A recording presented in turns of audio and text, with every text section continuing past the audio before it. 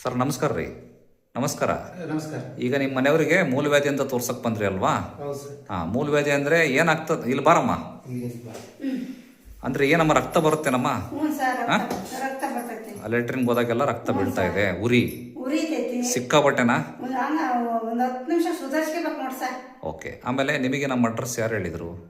ನಮ್ಮ ಊರ್ ಪಕ್ಕ, ನಿಮ್ಮ ಊರ್ ಪಕ್ಕದವರು ಇಲ್ಲಿ ಬಂದು ತೋರಿಸ್ಕೊಂಡು ಹೋಗಿದ್ದಾರೆ.